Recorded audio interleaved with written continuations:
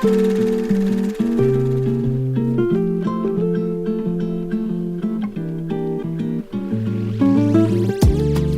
and welcome to a brand new episode of Cinemaholics. It's been a little bit. I apologize to our listeners.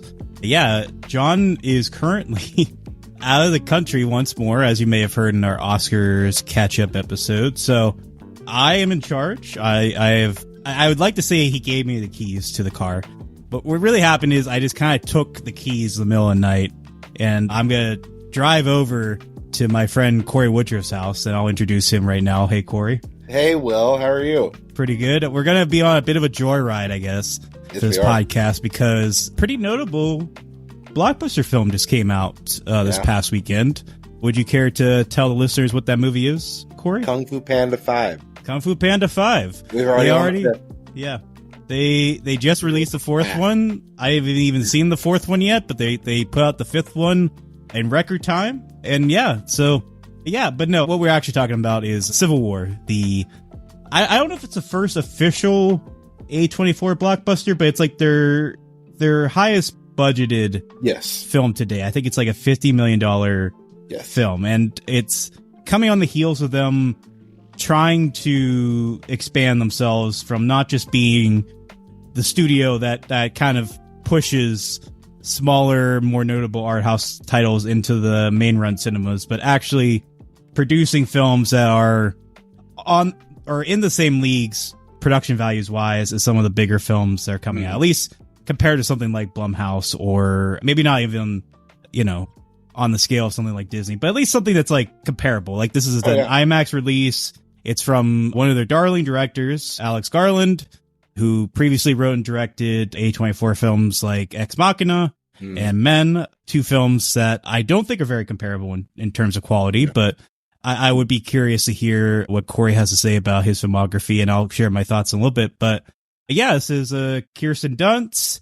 We got Wagner Moura. That's a guy from Cailee Spaney, who we just saw another A24 film, Priscilla, last year. And we also have Stephen McKinley Henderson. Am I pronouncing his name correctly? I believe so. Yeah. Okay, the great Stephen McKinley Henderson, I should say, who is also an A24 alum, coming back to Lady Bird.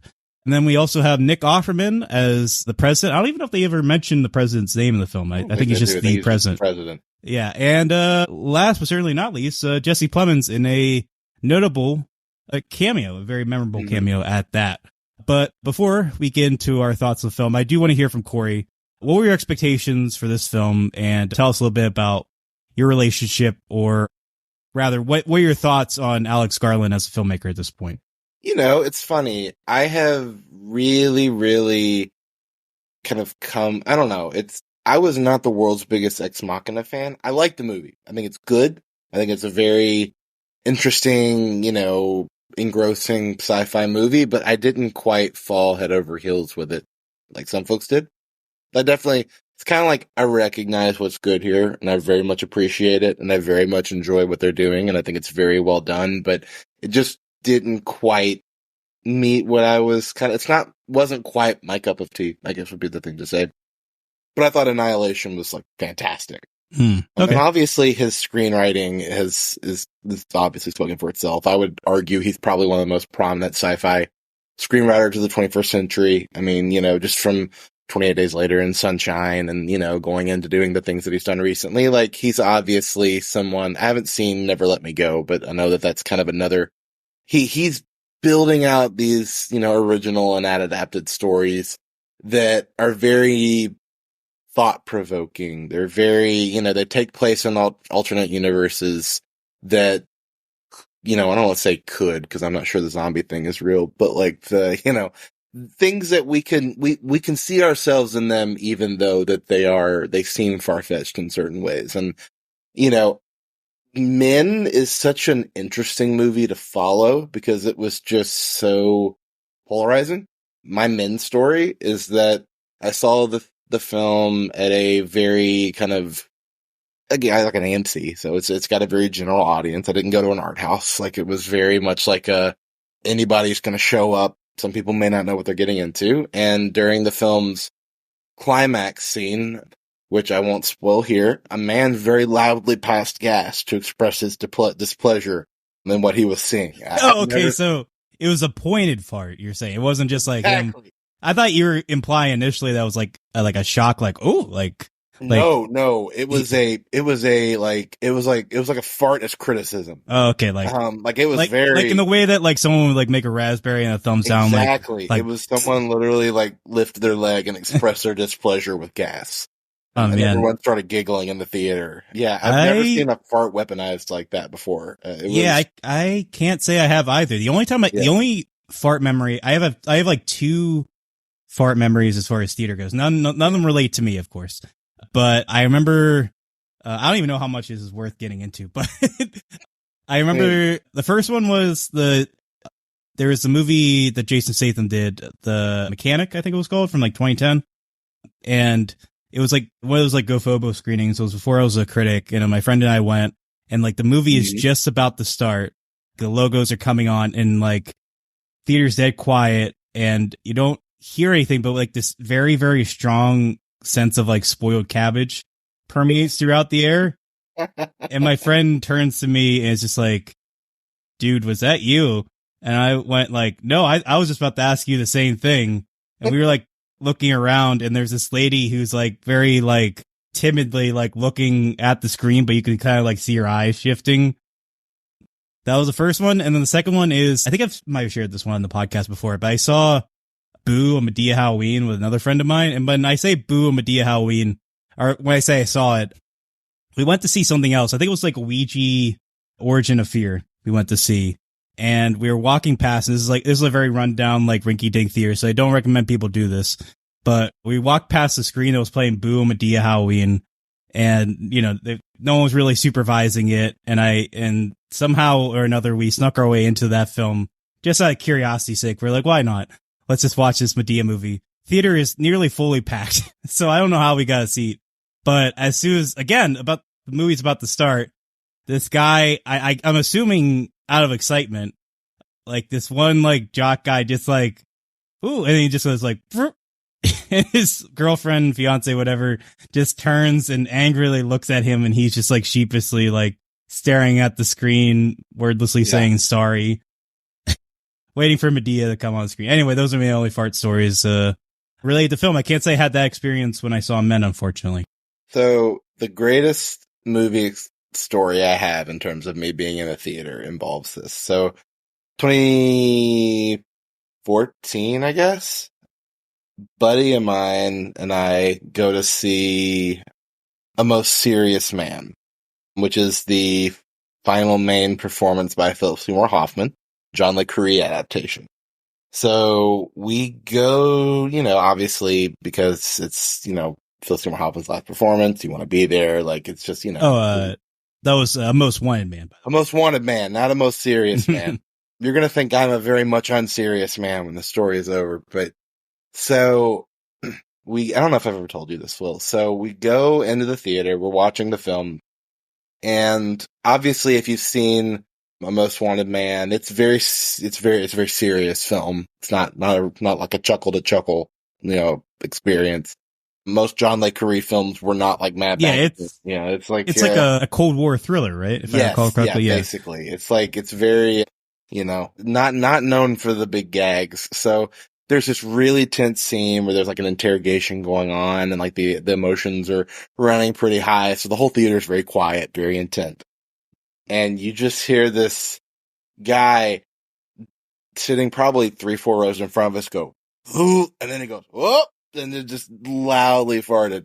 And my friend and I, it was so good. He just goes, and then he goes, oh, and then that was and we died. Me and my friend that I went with absolutely died laughing. Like to the point where, you know, where you get that pain in your stomach. Like it's painfully funny.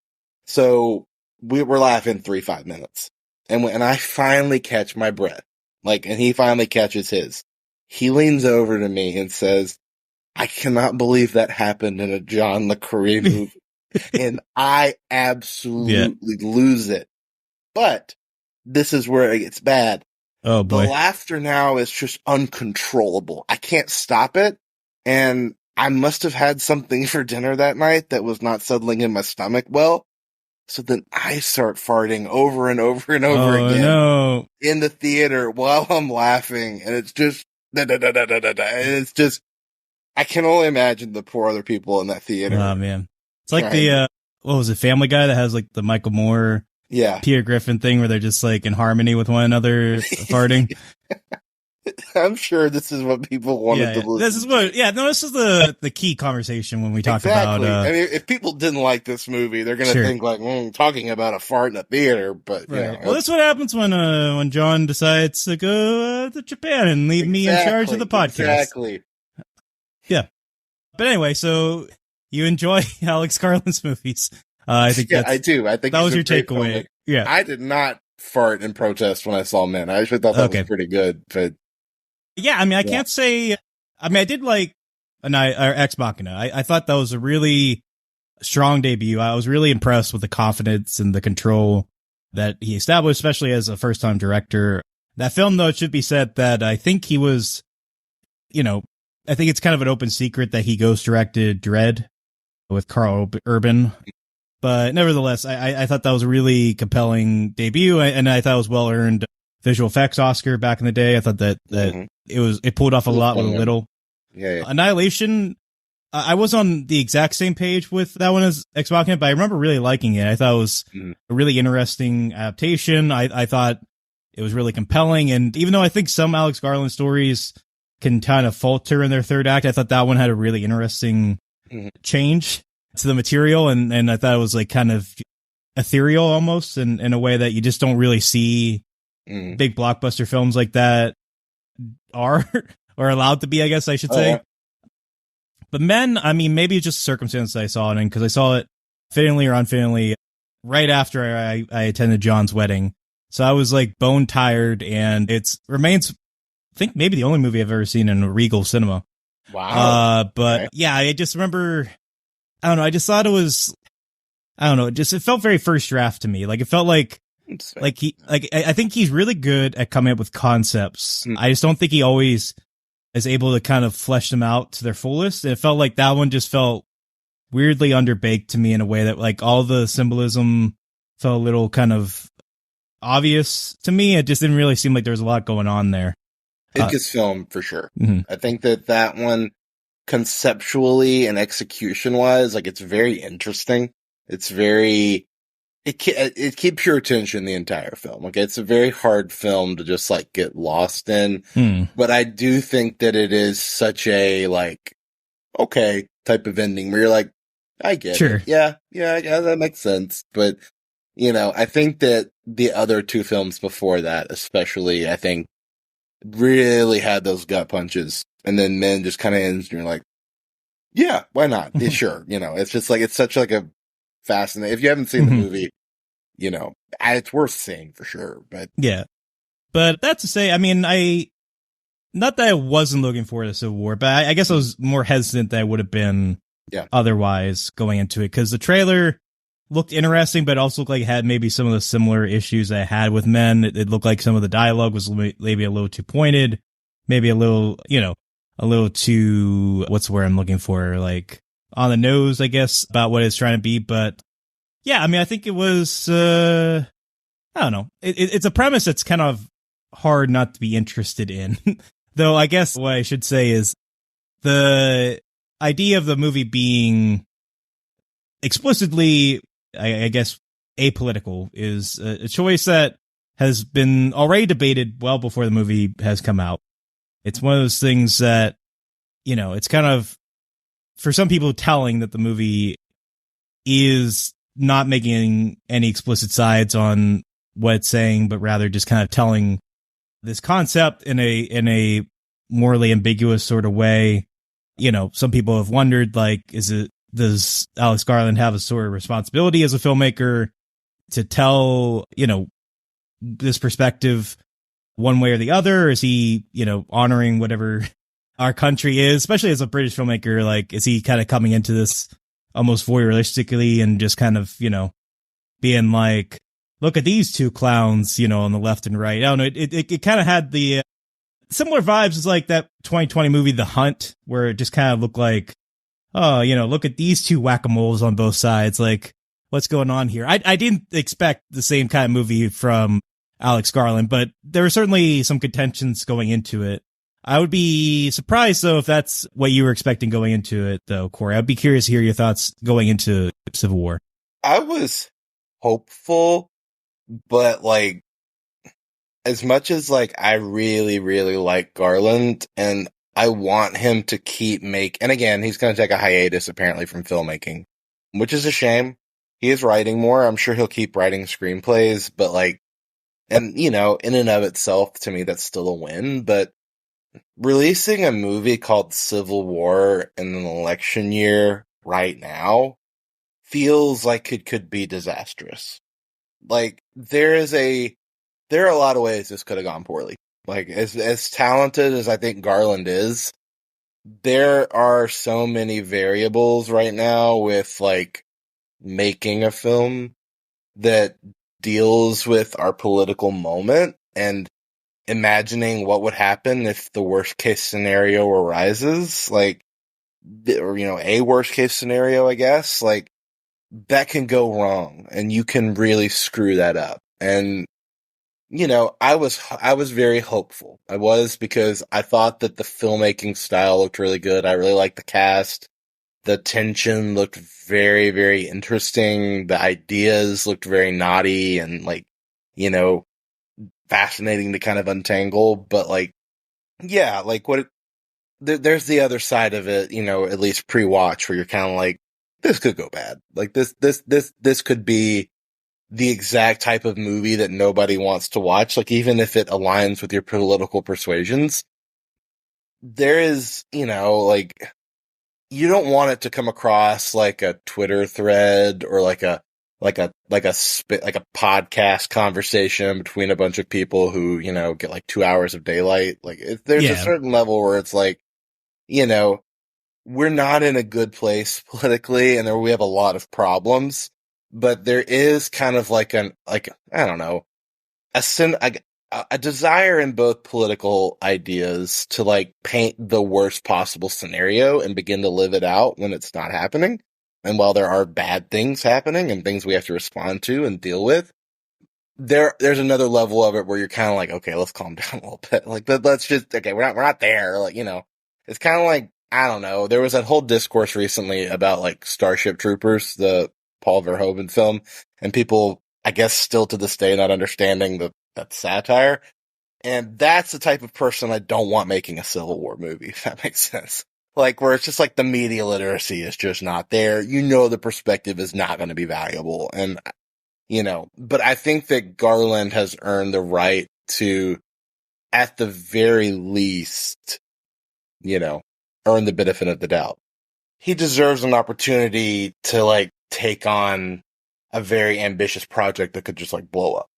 And I think that, you know, at least pre-film, I kind of thought that's possible, but I hope it's not.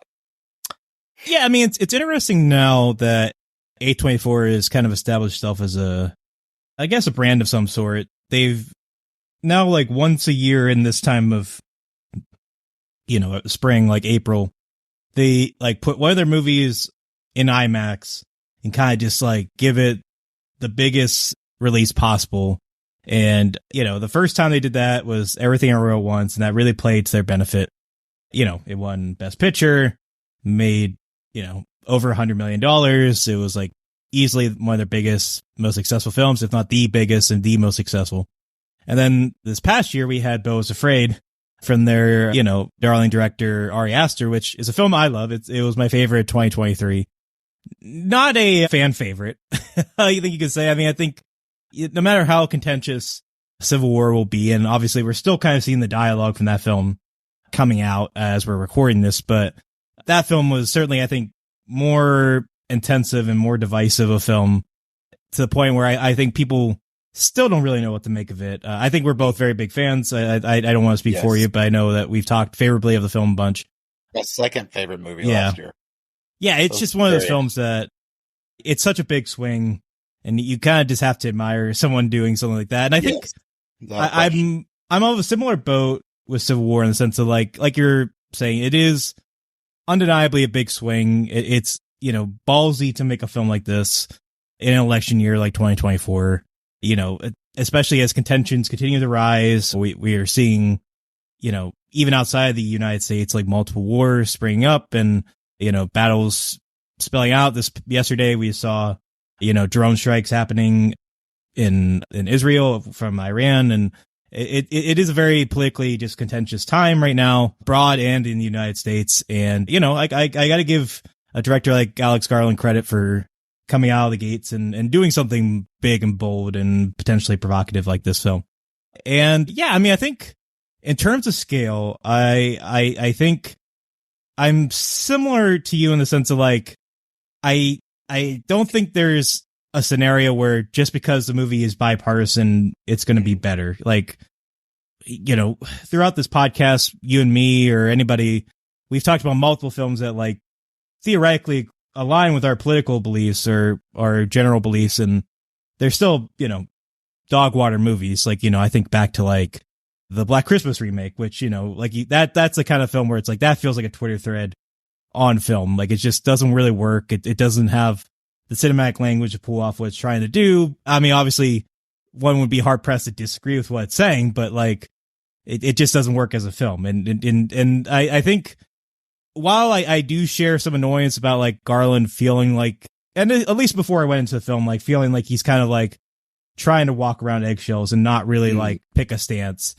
I think when you watch this film, it's, without giving too much away, it's apparent that it's less about the conflict at hand and more about the values or lack thereof that go into war journalism or journalism in general. When you tackle something that is so much bigger than you, something that is undeniably visceral and happening in the moment. And like for people like war photographers, like how do you tackle something like this when seemingly in order to get better at your job, you kind of have to lose your morality a little bit and you kind of have to like lose your humanity in some respects. And there's a sense here, especially with Garland being a British filmmaker, that like he's kind of approaching this hypothetical civil war in the way that like you see Oliver Stone tell a story like Platoon. And it's like, like you don't really like get into the nitty gritty of the, like the conflict. Like there's no like scene where you see like politicians arguing about like the theoretical conflicts of the war. You just see people trying to get through and live another day. And I think there is a similar conceit in mind with this film. And I know like an influence for it was Come and See, which is a film I just watched for the first time earlier this year. It's an amazing film. I don't think it's on the same level as Come and See, but I think I have a general idea of what Alex Garland is trying to do here. With that said, I certainly have thoughts on the film, but I don't want to jump ahead of you because I know you also have a lot of thoughts on the film. And it sounds like, at least from the little bit I've heard, that you have some very strong thoughts on the film. So I want to get to that right now. I think it's pretty great. It's definitely like if I had to pick like 3 things I've seen this year that I would just like say you need to go see as soon as you can, that's one of them. It is such an interesting, very, I don't know. I think it's apolitical in terms of the way we think about politics, in terms of like the first place our brain goes. Like, no, like this movie can be viewed by either major line of political thought in America in a negative way. I think the film explicitly wants to do that because I think what it's trying to say, and I think why I resonated with it so much, is that like there are no winners in a fractured state. We can just look back on our own Civil War where, obviously there were vital progressions that were made to keep people from being enslaved and to help push forward and again, obviously, the country took a very long time to, and still is working to achieve as much equality as possible. But like the world we lived in then and the world we live in now operate in such different ways to where there is, to me at least, a very plausible sentiment that the film is trying to express, that while maybe the dynamics between who teams up with who doesn't really, like, if you really, like, have to, like, nail down why is this, like, it's not going to make sense right now.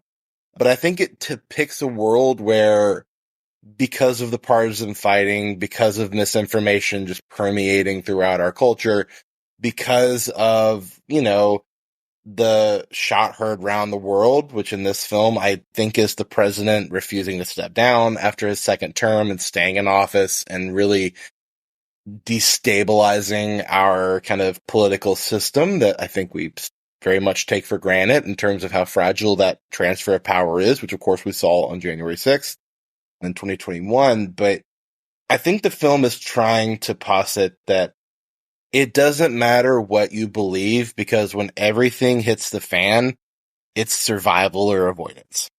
It's either you are fighting and you're fighting for something, and if you find people who think like you do, you can fight it, because there doesn't seem to be, any sort of like order in place in the country. Like, we're not sure exactly who's in charge of what.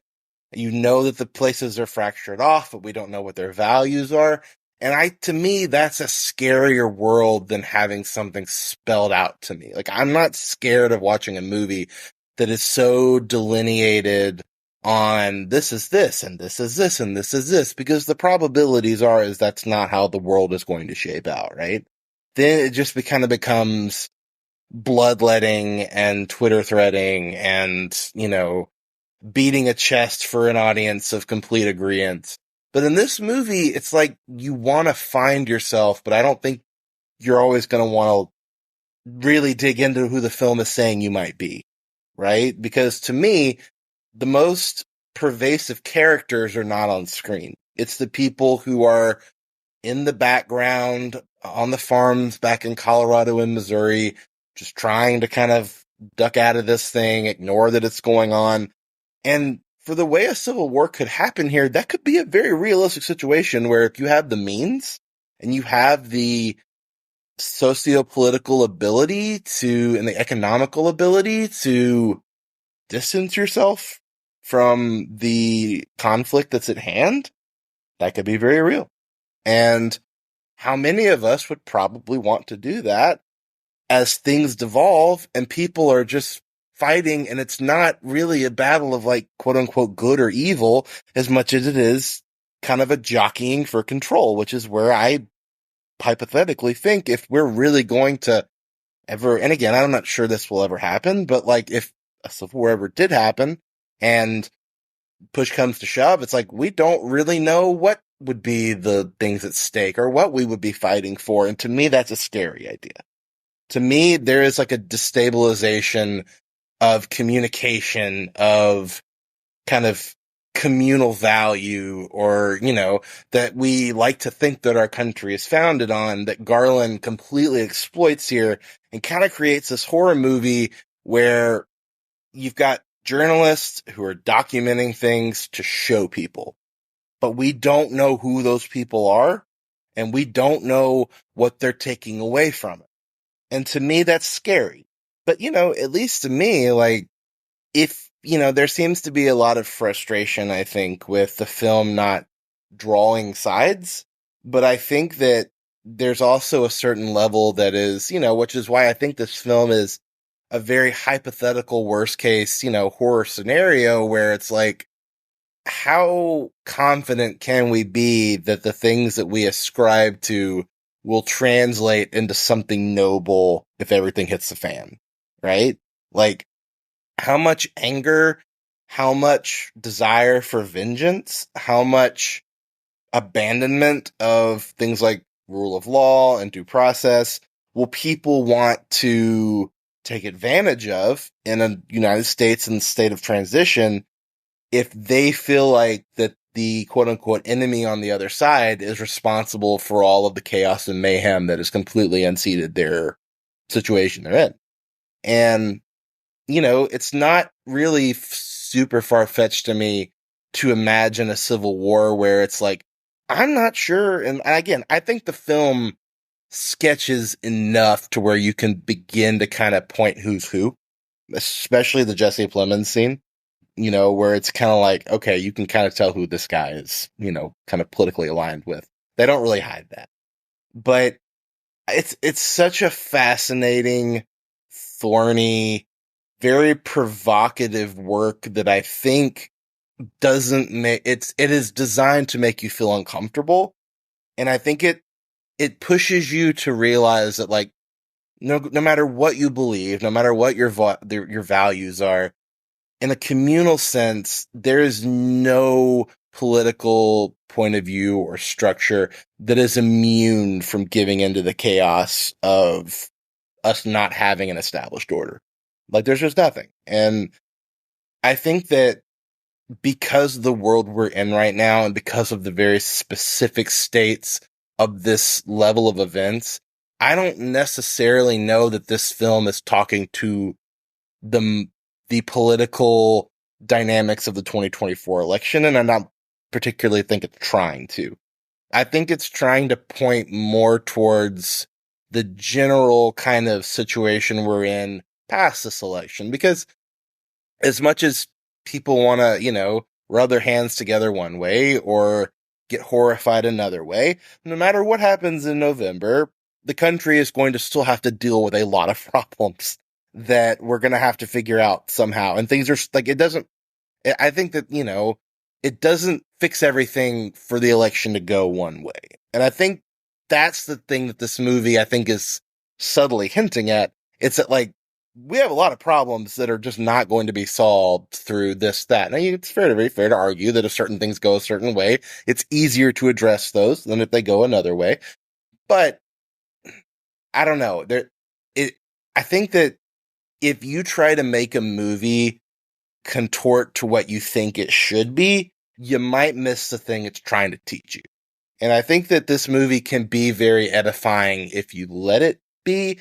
But I also think that, like, if you go in expecting a certain type of experience and it doesn't happen and you don't like it for that reason, maybe it's the perception that's the problem. Now, obviously, no film is above reproach, but I don't know. There's something here, I think, that's very intriguing and very kind of unsettling in a way that I'm not sure right now it's going to be as beholden a message, but that also worries me a little bit, because it's like, how willing are we to be self-critical of ourselves when, at the end of the day, if the populace ever falls, it really is going to be some level of fault for everybody here. It's just like one of those things where it's like, you can't remove your culpability. And I think that's what the film is arguing, specifically through the journalist perspective, which I thought was very, very interesting. So those are kind of my very oblique thoughts on, I could talk about this for hours because I just think this movie's so interesting. But yeah, that's kind of where I am, at least for now. Yeah, I mean, certainly, as you were suggesting, it's the idea of, like, camera as a tool or camera as a weapon. The idea of, like, we're not really watching the ones who are going into, the battlefield, such as is Guns Akimbo. We're watching the people who are watching, or we're watching the people who are, keeping an eye on this and trying to document it, and also are the ones that are shaping the narrative, such as it is going around. And obviously, the end of the film suggests, like, a certain, there's not going to be order that comes about, but there's going to be a way of looking at this event, and like, how much are war journalists how much responsibility they have when they do a story like this, or are into it, and how much of it just is like pure luck, how much of it is an integral thing versus just being there and being the one that's getting the shot or whatever. Sure. As far as the movie goes, I was kind of two minds with it, I guess. Okay. I like the movie overall. I do think it's effective. I got to see it, luckily, in IMAX, or technically a Limax.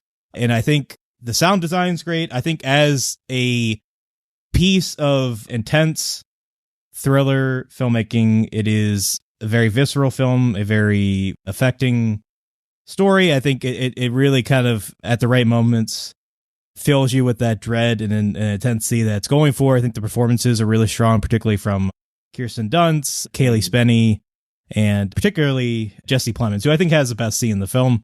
bar none. I mean, I think he's just really keyed into this in a way that just shows you that, I mean, if there is a modern day Philip Seymour Hoffman, it kind of feels like he is it, just in the way that he can like elevate a movie or a scene. You know who he really reminds me of?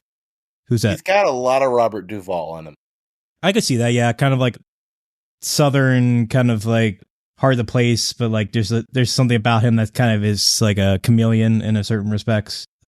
Yeah, I think there's... Yes, yeah. It's like, he seems like he can basically play anything, and it seems like he could be both the one person who you trust the most in a movie and the one person who you can't get away fast enough from. And it's just like being able to kind of scoot around that line of, you know, being like comedic relief and one of the funniest parts of like a really good studio comedy and game night. And then like this horrifying, you know, I think it's fine to say MAGA type operative fellow that, you know, is, you know, doing certain things and kind of living out like a very like fascistic Call of Duty fantasy, it seems, in the middle of like an actual civil war, which is what I think is kind of going on in that moment. Like, I don't know. There's so much he's capable of doing. And, you know, even in like Killers of the Flower Moon, just being able to slide in as like a, you know, kind of just the general law man and just kind of making each scene a little bit more interesting because he's in it. Yeah, I think he's one of our most valuable actors, I think, for really any type of film he's working on. I mean, I think in that scene in particular, it's like he's like a vulture who's like playing with his food. Like, it's just a very sort of like... Yes, absolutely. Like, there's a very clear objective to him. It's just a matter of like, is he going to be... It's not a matter of if he's willing to do it. It's just a matter of like, can they avoid just what's inevitable long enough to live? Yeah, and it's like a ticking time bomb sort of thing with him. And I think... Absolutely. Yeah, I think he plays it really well. I mean, I think it was mostly, I will say, like, when I watched the trailer, like, I was more or less on the fence about wanting to see it until the moment where he was just like, okay, what kind of American are you? That, like, really sold me on, like, the idea of, like, this film could work. Yeah, and I wish that movie was kind of operating on that energy more, but I understand why it's not. Yeah, I mean, I think, for me, as, you know, like we were saying, if you just take it for what it is, don't really try to dig into the nitty gritty of it all. Just kind of take it more at face value, kind of just explore what we perceive the politics of the film to be, or rather what it wants us to see the politics of the film as. I think it more or less succeeds in what it's trying to do. With that said, I do kind of find myself curious as to Garland's decision to, he like you were alluding to earlier, he wants to step away from directing and focus more on screenwriting, which makes sense in the sense that he's a novelist turned screenwriter turned director. But I watch a movie like this, and I'm like, I feel he's getting really into his groove as a director. As a screenwriter, I feel like he's kind of like, he's good at ideas. I just don't know if he always fully, like, I get the sense that like he can shape a script like this, but I do kind of wish there was like someone else on hand to kind of like flesh it out maybe a little bit more. Like, it doesn't have the issue I have with something like 1917 where it feels almost video gamey at times, but there is a sense of like, I don't know, I think it has great set pieces. I think it really, you know, lets the actors kind of play well with one another in select scenes, but I also kind of find myself yearning for something, I don't know, it maybe not politically denser, but just something a little bit more, I don't know, just more, I guess, at least somewhat willing to deal with like the thorniness that you're talking about. Like, I can appreciate the movie for being, you know, something that can work or not work for everybody, but at the same time, I don't know, I feel like I'm lacking that sort of like complete picture here, I guess. I feel like there's a willfulness here to not really want to get into the bipartisanship of it all that I can respect, but also find myself a little frustrated by, in the sense of like,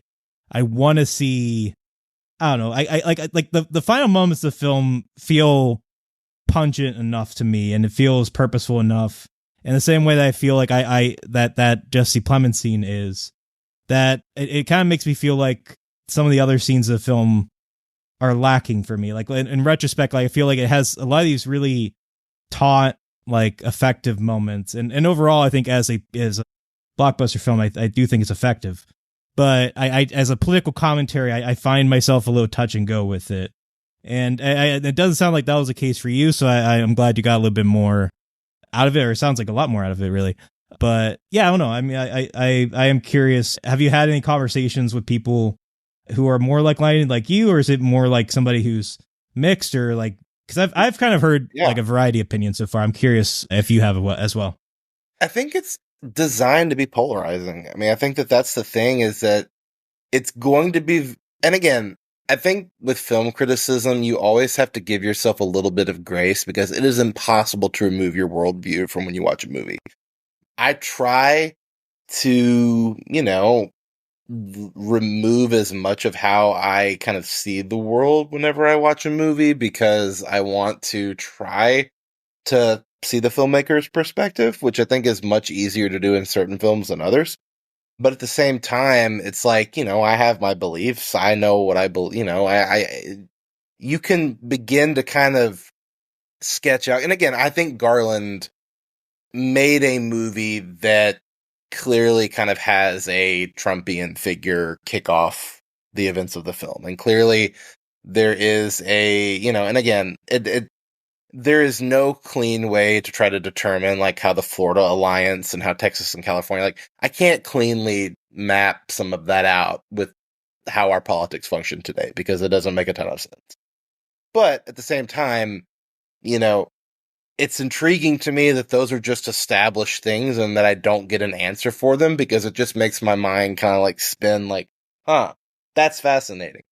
But at the same time, there is an unapologeticness to the film, which I think makes it polarizing, because I think Garland is an incredibly confident storyteller to the point where he's not going to be apologetic in his style that this is the format that he chose, right? Like, there are a few little moments here and there where you can kind of see him starting to very, very softly speechify what he's trying to do.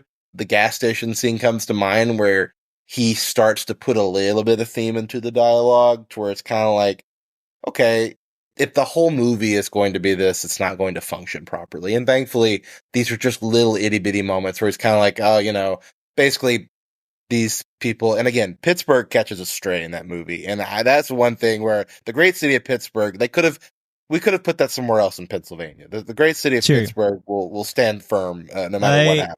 Only because you bring it up, I will say, and this is a very mild spoiler, I apologize, but there's a shot in this movie where, and I should say, you can tell this movie is made by a British filmmaker by the way their characters drive from New York to Washington, D.C., because they take the sort of roundabout way of going. I won't pinpoint all the things, but let's just say that like most people don't usually go through West Virginia to Pittsburgh. It's usually kind of the other way around, but that's neither here nor there. In any case, there's a shot that's supposed to establish that they're going back into Pittsburgh, or what appears to be near Pittsburgh. And you see like a graffiti sign that says go Steelers. And as in that same shot, you see on that bridge, there's a man that was hung or has hung himself. Mm-hmm. And it lingers on that shot for a little bit, because you're watching a car pass by, and there was someone in the audience who was clearly kind of conflicted in that moment, because he was like, well, I gotta acknowledge my hometown pride, but this is a kind of morose shot. And then he ultimately just was like, I'm going for it. And he just started clapping like, woo, like just started clapping as he like see this, man hung, but just because it said go Steelers on the marquee. And I was just like, you know what? Hell yeah. That's the type of city of Pittsburgh is, just like, could be, this very bleak, intentionally morose shot, but you put a little bit of Pittsburgh pride in there. You gotta represent, I guess. No, and that's the thing. That was one of those moments where you're like, that even no matter what state we're in, that like sports stuff like that, people are still going to be going around like, arguing.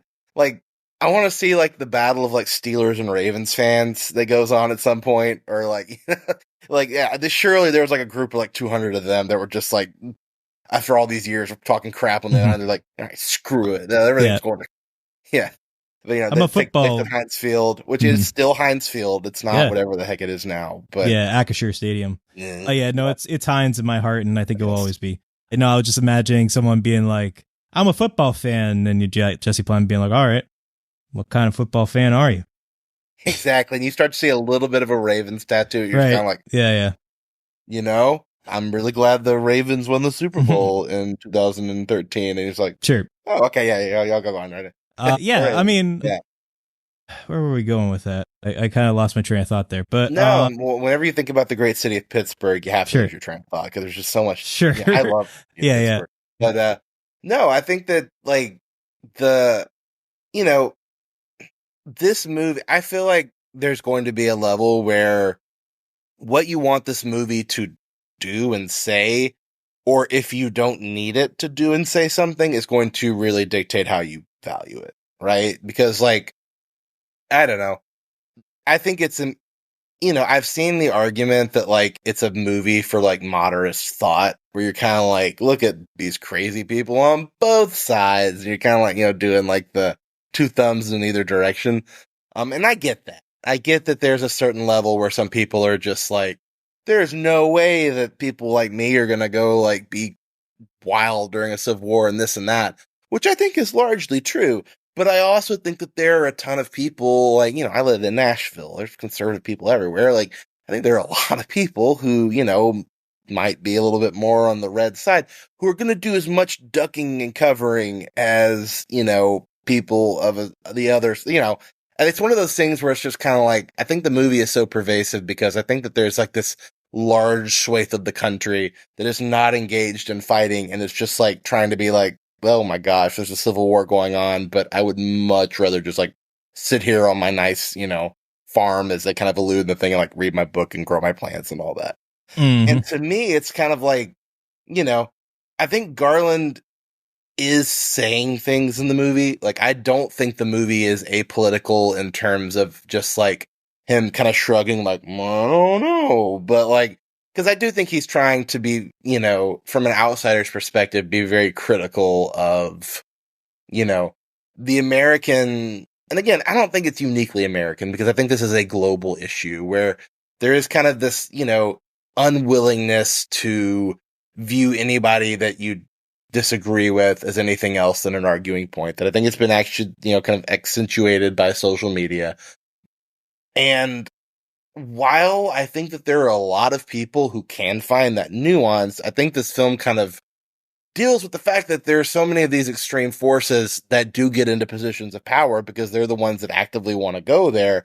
And there are so many of us that are just kind of like taking a few steps back and not really wanting to engage in what's going on, which I do think at times can be very influenced by, where you are in the world, how much, financially you can afford to ignore what's going on. And I think that the most interesting political idea to me is that the film kind of shows that like there are like all these nice people who may not have had the means to get out of harm's way, like the scene at the refugee camp where it's kind of like these are just, they're just kind of stuck. And, it's just like, because again, I think that in this movie, it goes unsaid that if you have the money to be able to get away from all of the craziness, that you're probably that's where your resources are going to go. You're going to cultivate that world for yourself where this isn't happening, and that there'll be a lot of fiscal incentive for people who are able to afford that.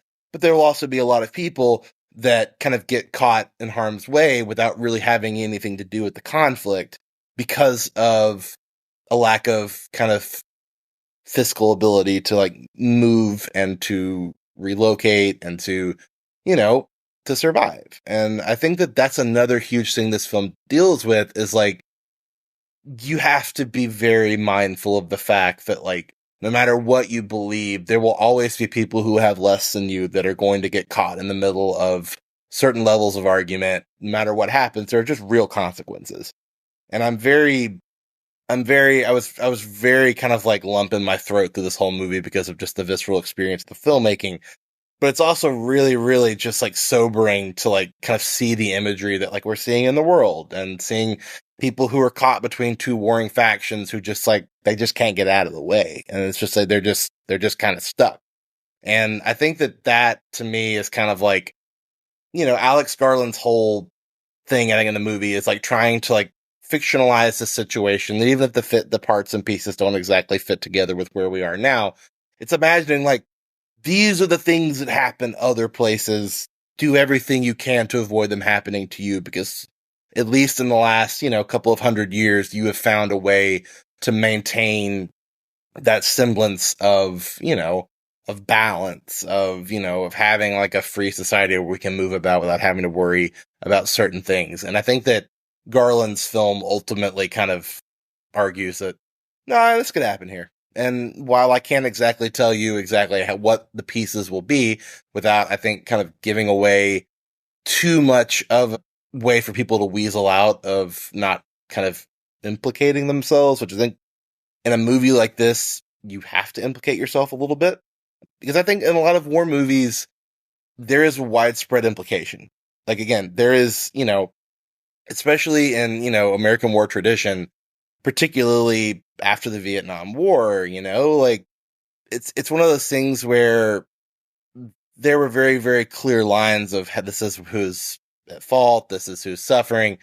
But like the really, really good ones, like Apocalypse Now, like there's this kind of like listlessness where you are kind of chided a little bit for your own comfort. You are chided just a hair for, the withdrawal of trying to actually understand what's going on when these things are actively just like playing out on screens and in photographs. And I think that Civil War takes such a deep look at the actual journalists who are responsible for creating these narratives and are actively responsible for, presenting these images to other people and setting that standard for how they're going to view things. And, if there's that one scene where Kirsten Dunst is like just watching somebody burning and just like taking their picture, which is basically how a lot of our most shocking war imagery has been created over the years. And, there's almost like this balance between what is the value of this, but at the same time, it's like, where's the context? I don't know. It's weird because so much of journalism now is trying to veer away from the 24-hour news cycle where it's just people kind of yelling at each other and arguing about, this, that, and here and there. But I don't know.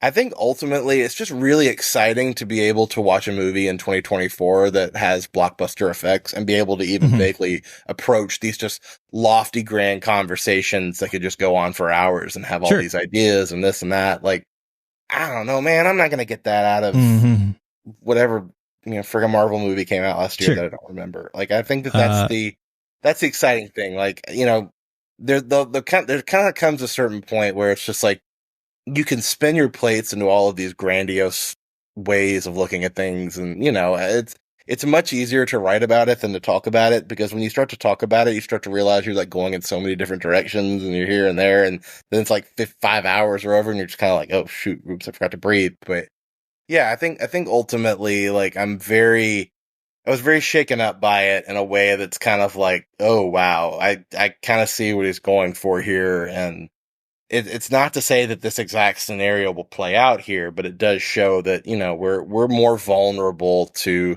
losing the stability that we have than I think we want to admit. And I don't necessarily feel like that any of us can kind of look back on the things we believe in, in a structural way and feel like those things are going to be able to fully support us, because we don't know in a communal sense how people are going to utilize those structures to go against each other if everything, kind of falls apart. So I'm very positive on the film, but it's also kind of one of those things where it's like, I just saw it, a couple of days ago. So it's still just kind of like spinning in my head of the things that I saw and the things that you're processing. So, I wrote a review for The Win at USA Today, and that's probably a more concise place to see my thoughts. But all right. At least for now, yeah. I'm just, it's just so much to say.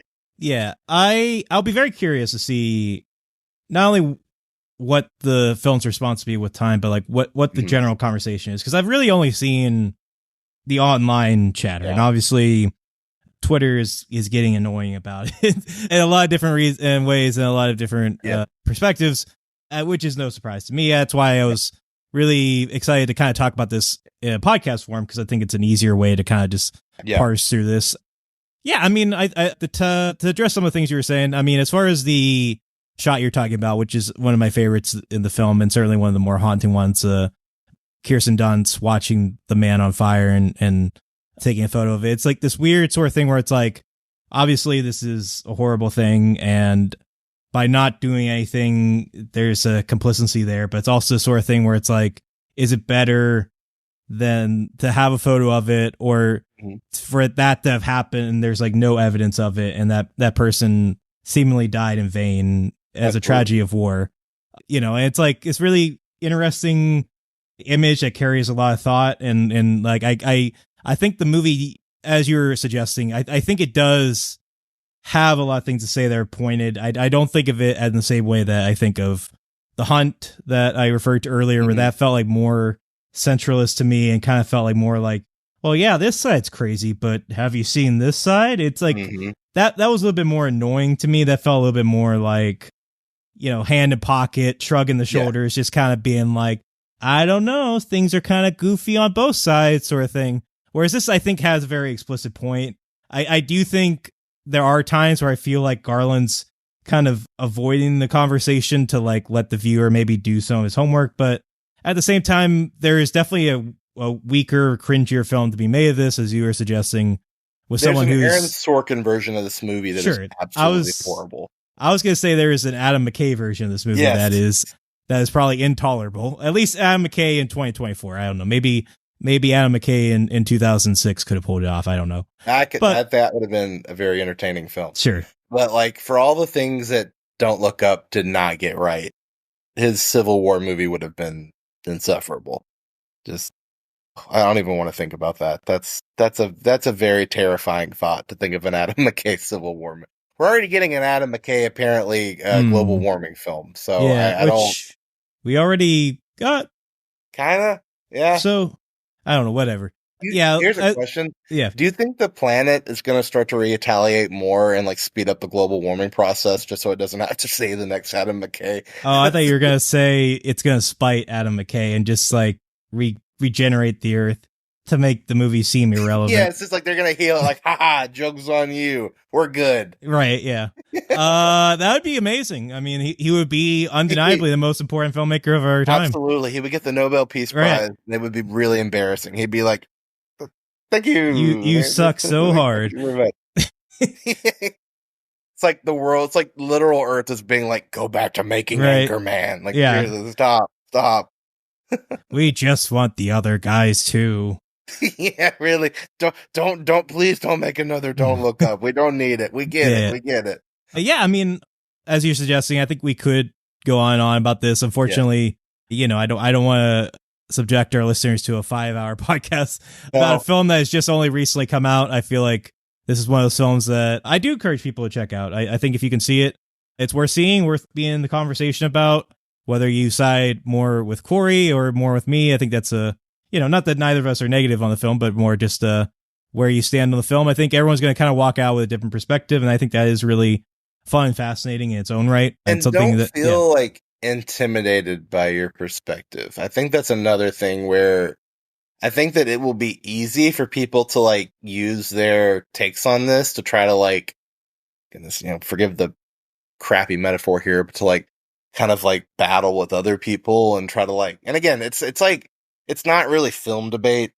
It turns into something completely else, which is like, I think that everybody's going to have a very understandable reaction to this film, but it really reminds me of something out of the 70s where people were making these very polarizing, very, very, very just like, I don't want to say combative, but like a very, they're meant to provoke, right? Like they're meant to show you things from a point of view. It's not going to be a point of view that completely matches with what's going on in the world, but it's like, there's so much to chew here. It's so affrontive in certain ways.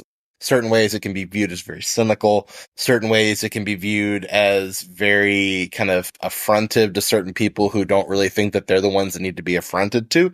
But to me, it's like, that's why the cinema of the late 60s and early 70s was just so potent and so memorable, is because it was a nation trying to grapple with so much that's going on in the film format. And we don't live in a world where we get a lot of that. And I think that because Civil War is living in that tradition of actively working through really grand ideas in cinematic format that are polarizing and debatable and, you know, ripe for discussion. That's not like, we don't do that with movies anymore. And I think that's why this film is getting such a strange response from people, is because they're not used to going to the movies and having to kind of like have the discussions that they want to avoid at Thanksgiving kind of play out in a nondescript ways with kind of, you know, stories that usually at the scale deal with very cut and dry, good versus evil. There's not a lot of thought into what's going on. You know, it's like, you know, again, there's another movie that has Civil War in the title that came out in 2016 that involves people, you know, like Captain America and Iron Man, that, like, you know, there's some nuances there, but at the end of the day, like, Marvel obviously never was going to have the conviction to, like, put too much on the plate to these people before, like, the good and evil went back to where you're comfortable with, right? Like, I don't know. It's like, I don't think that American audiences can't grapple with a film like this. I think we very much can, but we don't get this a lot, not at this scale. And I think that is why this movie is kind of like hitting so many people so weirdly, is because we don't, like, you know, Barbenheimer is kind of the pinnacle of where movies have been culturally lately, but it's not like the great communal form of art that it was 50 years ago, where all types of movies were coming out, but like we were actively dealing with things in our world with movies, and people were using movies as fixation points for the conversations because the filmmakers were reaching into something very pressing and very visceral that was happening all around them, right? Like, there's the Vietnam War is going on, the civil rights is going on, right? Like, you know, there's so many things that are, you know, that are happening. And right now we kind of lived through that in 2020 in a big way. But the industry has shifted so far away from empowering those visions, like A24 has with Garland, to where it's like, we finally get one that's like this, and, you know, we don't know what to do with our hands, to reference an Adam McKay movie. Yeah, little Talladega Nights there. But, like, I am excited by things like this, because, like, it's just so nice to have this level of a film at this scale that I can go see in Dolby, that, you know, is very, very, you know, it's fictional, but it's very realistic, right? It's not, you know, it's not using fantastical elements to tell its story. It's using bullets and car chases, and, you know, it's using things that we see every day. So, you know, I don't think we're primed for a movie like this right now. I don't think our culture is primed to be able to fully break this down in a way that they probably were 50 years ago. But at the same time, like, I think people are still people, and we have our opinions, and don't feel the need to, you know, if somebody else sees the movie differently than you, that, you know, I don't know. It's just, stick with where you are and feel comfortable with it. But at the same time, like, I think that the reason this conversation on social media is just kind of not that most like conversations on anything on social media are bad, but like, this specific film is not built for hot takes. Just not. You have to think with it. You have to talk with it. You kind of have to do like what I did a second ago and almost lose your train of thought, because there's just so much going on, you know. And I think that's the one note of criticism, and I'll close with this, that I really don't appreciate, are people saying this movie doesn't have anything on its mind. I don't think that's true, and I don't think it's fair. Because, like, this movie clearly has a lot on its mind, and it's clearly trying to show in very roundabout ways of saying things. And I think it's perfectly critical to be, you know, or perfectly okay to be critical of the way that they're using to show those things. It's movies. It's divisive. It's okay to have that.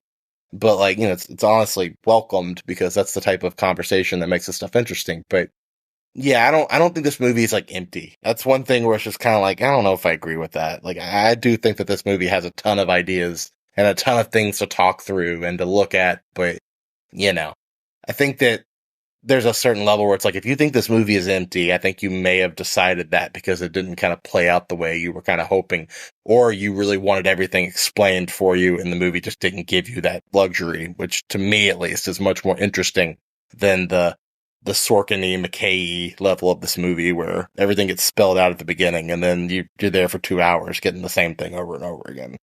Yeah, I think I would agree with a lot of that. I will just real quick do the Rotten Tomatoes game, and call it a day. Yeah. Have you seen the Rotten Tomatoes score, either the critic or audience score yet?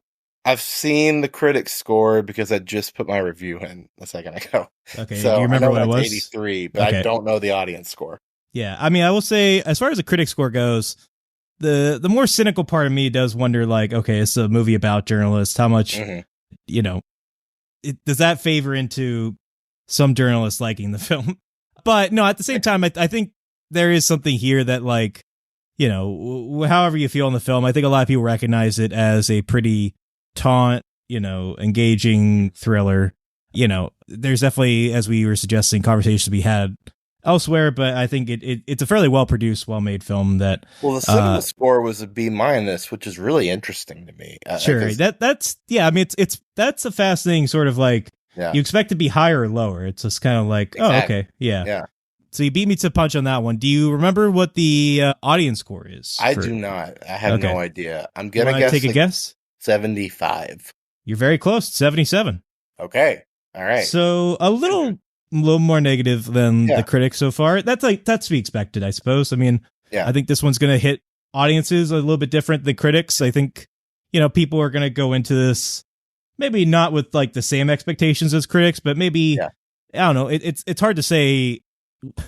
I think everyone's going to be going into this, you're suggesting, expecting something, and not everyone's going to get the same movie, obviously, because Alex Garland made the movie he wanted to make, and that's either going to fit your modus operandi or not.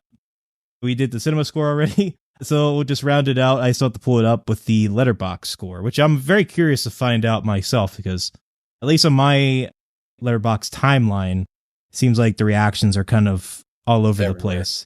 Do you have a guess for what the Letterboxd average score is at the moment? 3.2. So it's a little bit lower, or sorry, a little bit higher than that. It is 3.8, which is higher than I anticipated, to be honest. Yeah. I think it has kind of the A24 bump. I feel like everybody is talking about how good the filmmaking is itself.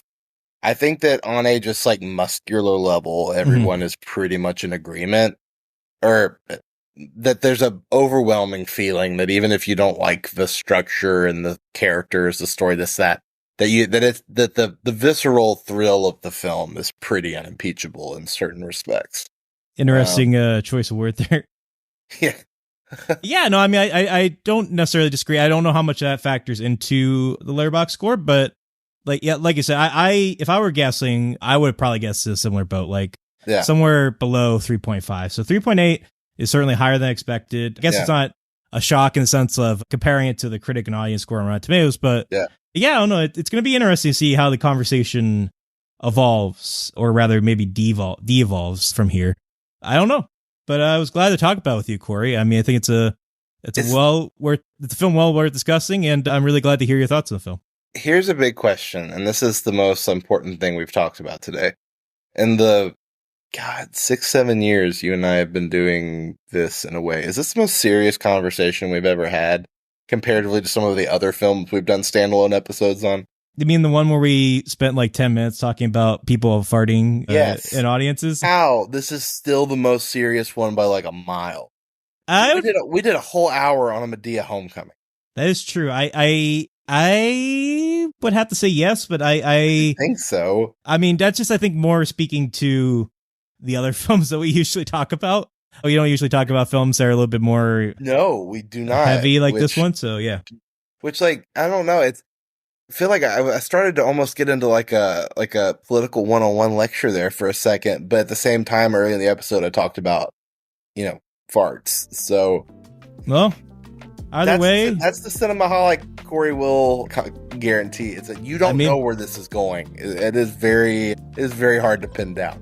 I mean, either way, you're going to get a lot of hot gas. That's all I can say. Exactly. Cory, thank you so much for joining me for this conversation. Yeah, I appreciate it, man. Thank you. This was fun. Yeah, this was fun. And thank you, listeners, for listening and indulging us in our thoughts. Yeah, I'll be curious to see where the conversation, like I said, goes from here. But for now, from the Internet California, I'm speaking John's. I'm not even in California. From the Internet Pennsylvania. What am I doing?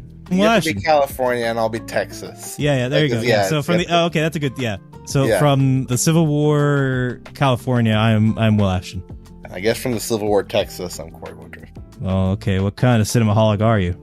Yeah, exactly. It's Yeah. kind of big enough for the both of us. That is true.